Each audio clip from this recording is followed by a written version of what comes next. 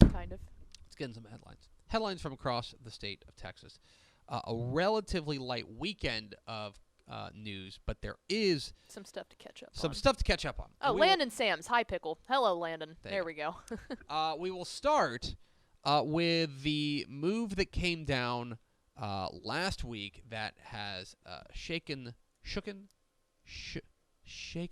I always like shaken. I always like shaken shooken too. sounds Shook. dumb. That sounds has country, shook. like super country. That has There we go. shook the Texas high school football world, and that is, of course, the news that this is episode 1130 of the show. Like, it's the 1130th. I've seen, nothing about it other on Twitter. That's it. That's all I've seen this week. That's what everybody's been amped about. No. It's that the biggest, largest Texas high school football program in the state is now open and is looking for a new head coach, as Allen coach Terry Gamble has announced his retirement after 5 seasons with the Eagles. So that's pretty big. Anytime they have a coaching change, it's obviously notable because Allen is not only the largest Texas high school football program in the state, but they are also a high-profile program. You know? Right. I see. That's like almost nationally. Like when people look at Texas high school football, the first stadium they think of is Eagle Stadium. I think when people think of nationally, and that'll be an interesting conversation to have, but when people think nationally of what, like, if they know Texas high school football programs, Allen is definitely on that list. Like, I can name a couple of the big schools in Florida, and I can name a couple of the big schools in California and Ohio and Pennsylvania, right? Those are It's like hotspots. people would name Odessa Permian because of Friday Night Lights. Yes. Like, that's what you think of that, and then you think of Allen Eagle Stadium. I think that Allen is a high school football program of national repute, and as a result, it's pretty big doings whenever they are looking for a new head coach, which they are. Terry Gamble was remarkably successful there in his tenure at Allen. He finishes with a record of 65-4. I would say that's on the good side. He coached for 5 years and lost 4 games. It's pretty good. He did, of course, led them to the state championship in 2017 with the Eagles. And before that, he went 67-13. He Midway. He has been a remarkably successful head coach. I don't know how much I'm at liberty to say, but here is what I will tell you. Can we acknowledge real fast, too, that their athletic director then also was the next bomb to fall? Yes, their athletic director. The next day. Yeah. Their athletic director, Williams, I want to say. Something Williams. Because that's pretty notable, too. Yes. Steve Williams. He announced his retirement after 46 years with Allen ISD. So he announced his retirement too. I do not think those are unconnected. No. I think that there is, from what I understand and from what I've heard and from what our insider Matt Stapp at Dave Campbell at TexasFootball.com, he's got a piece up with kind of the inside scoop on there you can check out there for insiders.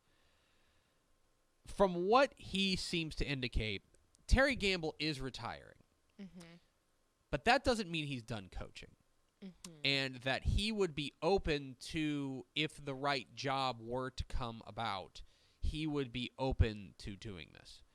From what I understand, the retirement is an agreement of separation between the two, and this is the most elegant way to do it where everybody gets what they want. From what I understand. Obviously, Allen is going to be a pretty big job, and let's make no mistake about this. Allen is going to go out there and select their coach. Yeah. Pickle, I know you had high hopes. I know that it's your dream job to go and be the head coach of the Allen Eagles.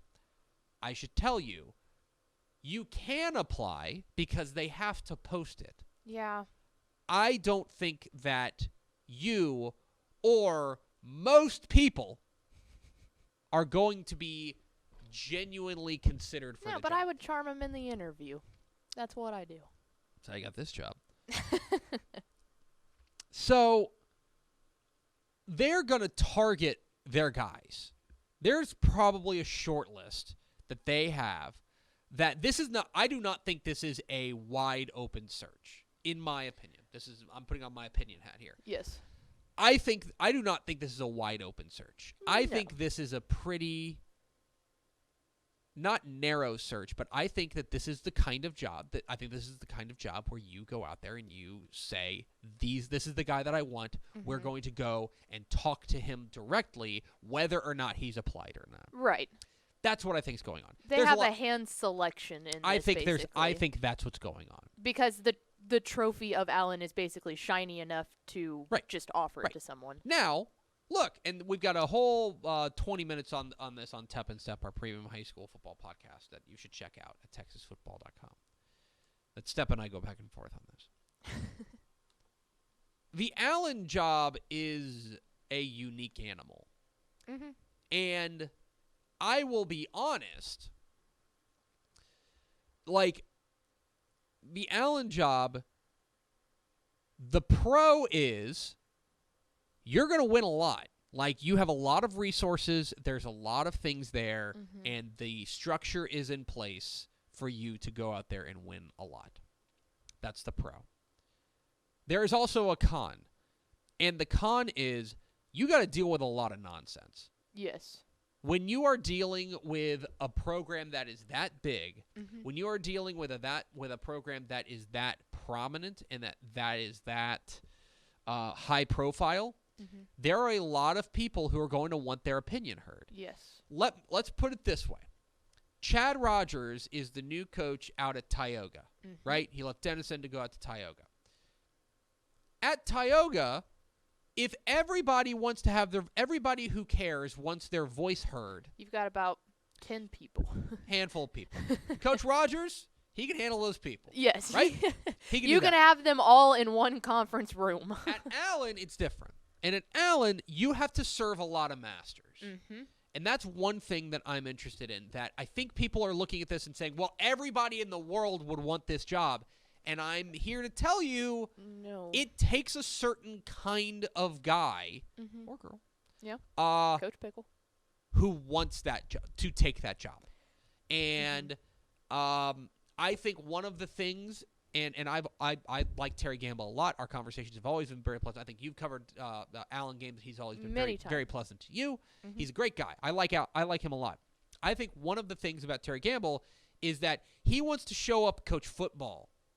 Like all the other nonsense that goes on around it, all the politicking is kind of a dangerous, a loaded word, but all the politicking you have to do, I think he did that, but that was kind of like, okay, I have to do this in order to go and do my job.